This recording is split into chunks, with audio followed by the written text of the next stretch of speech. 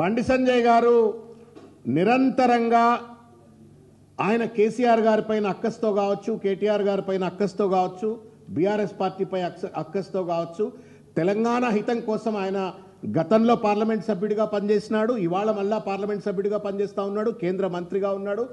ఏనాడైనా నోరు విప్పి తెలంగాణ ప్రజలకు జరుగుతున్నటువంటి ఒక కష్టం గురించి, నష్టం గురించి, లేకపోతే పక్క రాష్ట్రం ఆంధ్రప్రదేశ్ చేస్తున్నటువంటి ఒక దోపిడీ గురించి కానీ, రాష్ట్ర విభజన చట్టానికి సంబంధించి ఎప్పుడు కూడా పార్లమెంట్లో ప్రశ్నించిన పాపాన పోలేదు.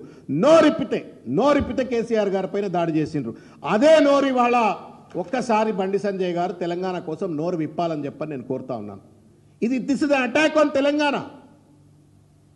మీ పార్టీ సహచర నాయకుడు అయితే కావచ్చు మాధవ్ గారు, మీ ఎన్డీలో భాగస్వామ్యమైనటువంటి తెలుగుదేశం పార్టీ అయితే కావచ్చు, కానీ నా ప్రాంతం మీద దాడి జరుగుతూ ఉంది, నా సంస్కృతిని గుర్తించట్లేరు, నా రాజకీయ పటాన్ని గుర్తించట్లేరు.